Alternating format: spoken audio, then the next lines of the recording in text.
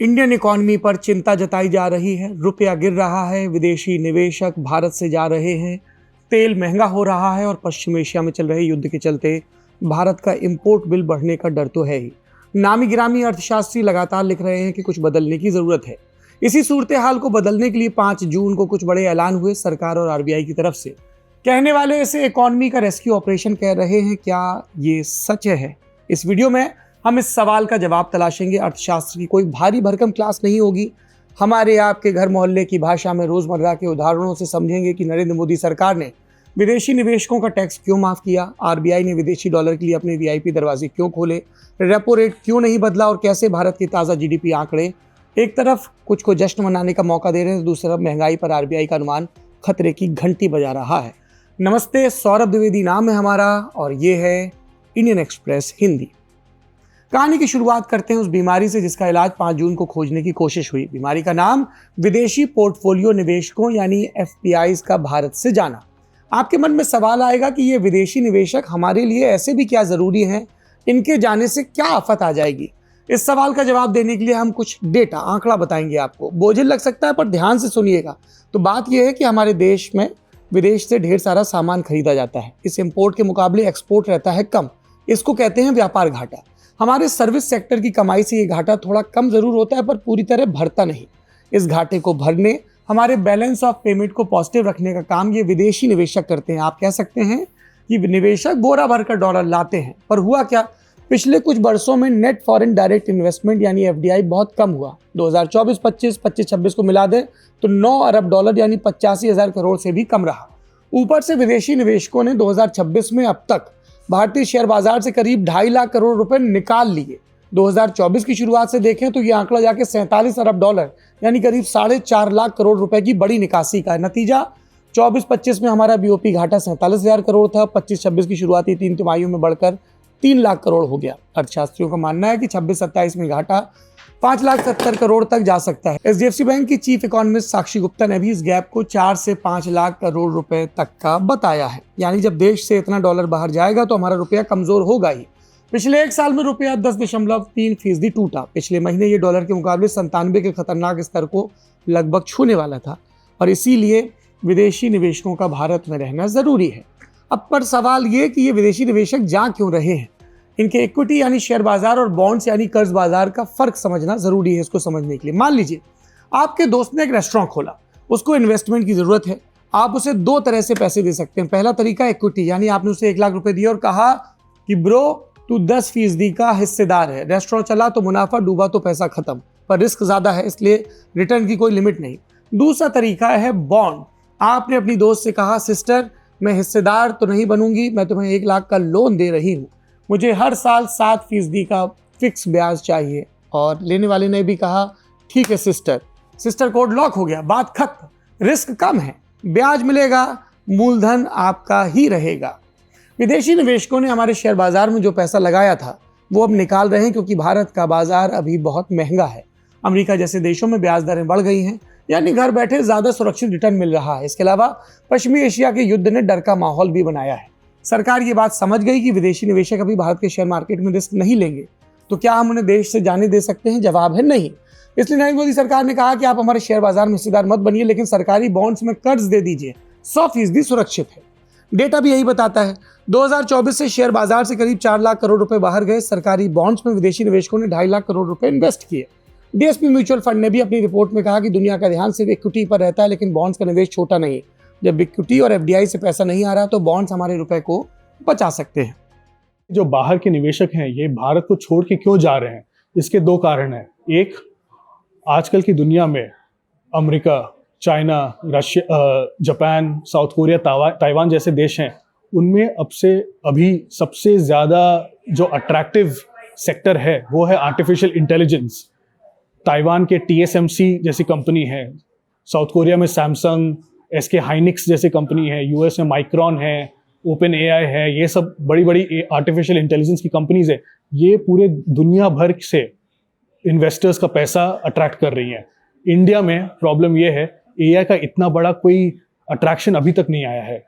ये कारण है कि इंडियन के स्टॉक मार्केट से पैसा पिछले 6 महीने 1 साल से बहुत ज़्यादा निकला है।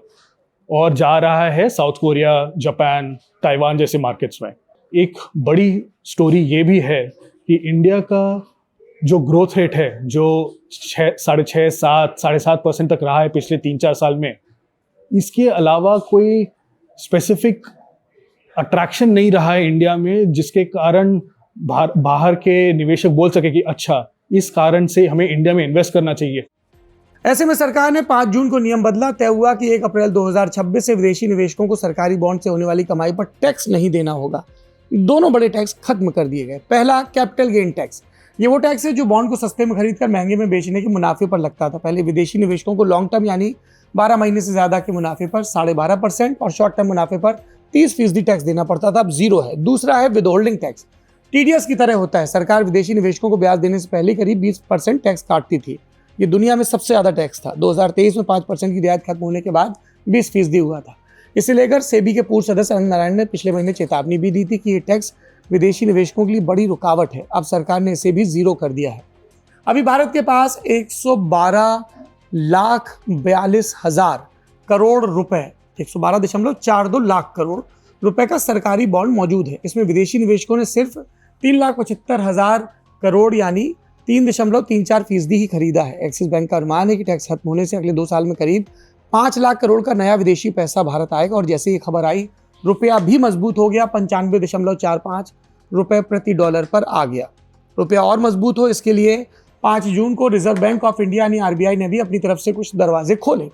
गवर्नर संजय मल्होत्रा ने FAR यानी फुली एक्सेसिबल रूट का दायरा बढ़ाया। FAR को आप विदेशी निवेशकों के लिए एक VIP एंट्री गेट समझ सकते हैं, जहां निवेश की कोई अपर लिमिट नहीं होती। पहले इसमें चुनिंदा बॉन्ड्स ही डाले जाते थे, लेकिन अब आरबीआई ने ऐलान किया है कि 15 साल, 30 साल और 40 साल की मैच्योरिटी वाले जितने भी नए सरकारी बॉन्ड्स आएंगे वो सब इस VIP लिस्ट FAR में शामिल होंगे। जब विदेशी निवेशक 40 साल वाले बॉन्ड खरीदेंगे तो उनका डॉलर 40 साल के लिए भारत में लॉक हो जाएगा और इससे अर्थव्यवस्था को मजबूती मिलेगी, ये तर्क दिया जा रहा है। इसके अलावा जो बॉन्ड्स FAR में नहीं आते यानी जो जनरल रूट से आते हैं, उन पर भी आरबीआई ने 3 बड़ी बंदिशें हटाई हैं। कौन कौन सी हैं? शॉर्ट टर्म लिमिट हटा दी गई, यानी अब विदेशी निवेशक छोटी अवधि के लिए भी पूरा पैसा लगा सकते हैं। दूसरा बिंदु, कंसंट्रेशन लिमिट हटा दी गई, यानी एक ही बॉन्ड में ज्यादा पैसा लगाने की छूट दे दी गई। और तीसरा, इंडिविजुअल सिक्योरिटीज लिमिट को भी खत्म कर दिया गया है। सरकारी कंपनियों को विदेश से कर्ज लाने पर सितंबर 2026 तक स्वैप फैसिलिटी यानी करेंसी के उतार चढ़ाव से बचने के खर्च में भी रियायत दी गई है और एक्सपोर्ट के लिए भी पैसा देश में लाने का वक्त बढ़ाकर 9 महीने कर दिया गया है। जो आज के अनाउंसमेंट्स हुए हैं आरबीआई की तरफ से, they are basically directed at re-attracting, मतलब जो फॉरेन कैपिटल जैसे पोर्टफोलियो इन्वेस्टर्स थे जो इंडिया से के इक्विटी और बॉन्ड मार्केट से when they left the country, ये जो अटेम्प्ट है उनको वापस लाने की कोशिश है। सो जैसे FCNR जो मेजर्स लिए हैं वो it's an attempt to attract back foreign capital. इस सवाल ये है कि ये इफेक्टिव होगा कि नहीं, एंड दैट डिपेंड्स अपॉन ये क्यों, why did they leave in the first place, क्यों निकले थे? Did they leave because थोड़े रिटर्न्स कम थे इंडिया में कंपेयर टू अदर कंट्रीज? अगर वो डायग्नोसिस है तो may be these measures will help. But अगर डायग्नोसिस ये है कि fundamentally foreign investors are sceptical about the India growth story, about India being a dynamic economy, अगर वो आपका diagnosis है, then maybe these measures will have a much more limited impact. RBI की बात हो रही तो ये भी जान लीजिए कि 5 जून को इसकी मॉनेटरी पॉलिसी कमेटी ने रेपो रेट को 5.25% पर ही रखने का फैसला किया। रेपो रेट वो ब्याज दर जिस पर आरबीआई आम बैंकों को कर्ज देता है और यही तय करता है कि आपकी गाड़ी या घर की EMI कितनी होगी। आरबीआई ने क्यों नहीं बदला? गवर्नर संजय मल्होत्रा ने साफ कहा, ग्लोबल इकोनॉमी अभी धुंधली है। दरअसल अर्थव्यवस्था को इस वक्त महंगाई का डर सता रहा है। आरबीआई ने चालू वित्त वर्ष के लिए महंगाई का अनुमान 4.6% से बढ़ाकर 5.1% कर दिया। कोर इन्फ्लेशन रेट, जिसमें खाने और ईंधन को छोड़ दिया जाता है, वो भी 4.4 से बढ़कर 4.7 हो गया है। और ये महंगाई बढ़ क्यों रही है? बड़ा विलेन है कच्चा तेल। आरबीआई ने पहले सोचा कि कच्चे तेल की कीमत $85 प्रति बैरल रहेगी, लेकिन अब ये इससे ऊपर चली गई। तेल एक ऐसा प्रोडक्ट है जिसका सीधा चेन रिएक्शन होता है। तेल महंगा तो मालगाड़ी और ट्रकों का भाड़ा बढ़ेगा, भाड़ा बढ़ेगा तो खेत से मंडी तक सब्जी और फैक्ट्री से दुकान तक साबुन लाना महंगा होगा। सामान महंगा हो तो कंपनियां उसकी एमआरपी भी बढ़ा देंगी। इसे कॉस्ट पुश इन्फ्लेशन कहते हैं। इसी महंगाई की डिमांड को कुचलने के लिए दुनिया भर के केंद्रीय बैंक ब्याज दरें ज़्यादा रखते हैं ताकि लोग लोन कम लें, डिमांड घटे और कीमतें नीचे आएँ। महंगे कच्चे तेल और दुनिया की उथल पुथल को देखते हुए आरबीआई ने भविष्य के लिए भी एक चेतावनी जारी की। वित्त वर्ष 2026-27 के लिए भारत की जीडीपी ग्रोथ का अनुमान 6.9% से घटाकर 6.6% कर दिया गया है। अनुमान के मुताबिक अप्रैल से जून 2026 में ग्रोथ 6.6% रहेगी। अगले क्वार्टर में यानी जुलाई से सितंबर 2026 में 6.3, फिर अक्टूबर से दिसंबर में 6.5 और जनवरी से मार्च में 2027 में 6.8% रहेगी। गवर्नर मल्होत्रा ने साफ कहा कि घरेलू मांग अच्छी है, मैन्युफैक्चरिंग और सर्विस सेक्टर काम कर रहे हैं, लेकिन कुछ सेक्टर्स में सुस्ती के संकेत दिख रहे हैं और यहीं पर अर्थशास्त्र का एक नियम मौजूद हो जाता है, महंगाई को कंट्रोल करने के लिए ब्याज दरों को बढ़ाना। कई बार इकोनॉमी के लिए कड़वी दवा जैसा काम भी करता है। जब बैंक ब्याज दरें बढ़ाकर डिमांड रोकते हैं तो महंगाई तो कम होती है, पर इसके साथ विकास दर भी सुस्त पड़ जाती है, नए रोजगार पैदा होने बंद हो जाते हैं और इसीलिए शायद आरबीआई ने मौजूदा वित्त वर्ष के लिए जीडीपी ग्रोथ का अनुमान घटाया है। बात जीडीपी के ग्रोथ की हो रही है तो बीते वित्त वर्ष के आंकड़े आ गए हैं, वो भी जान लेते हैं। सांख्यिकी मंत्रालय ने बताया कि 2025-26 में भारत की अर्थव्यवस्था ने 7.7% की शानदार ग्रोथ दर्ज की। सरकार के पुराने अनुमान 7.6 से कुछ ज्यादा है। याद दिला दें कि 2024-25 में देश की ग्रोथ 7.1% थी। अब हम जान लेते हैं कि अलग अलग सेक्टर में इकोनॉमी की परफॉर्मेंस कैसी रही। अगर सेक्टर्स की बात करें तो सबसे ज़्यादा ग्रोथ हुई है 3 की सेक्टर्स में। एक है मैन्युफैक्चरिंग, जो चीज़ों का उत्पाद और ये सब रहता है, गाड़ियाँ ले लें, कंप्यूटर्स ले लें, ये सब, जिसमें हुआ है 10.7% ग्रोथ, 10.7%। 24-25 में हुआ था 9.3% ग्रोथ। और सर्विसेज के दो महत्वपूर्ण सेगमेंट्स हैं। एक है ट्रेड, होटल्स, ट्रांसपोर्ट, कम्युनिकेशन करके बोलते हैं, जो आपके होटल्स, रेस्टोरेंट, ट्रेड का जो कंपनीज रहती हैं, इनमें 11% की बढ़ोतरी हुई है FY 2025-26 में, जो ऑलमोस्ट डबल है 24-25 के खिलाफ। 6.6% हुआ था 24-25 में।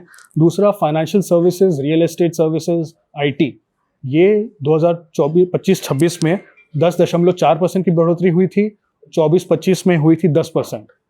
तो ये 3 महत्वपूर्ण सेक्टर हैं। कंस्ट्रक्शन काफ़ी स्टेबल रहा है, 7.4% 24-25-26 में और 7.3% 24-25 में।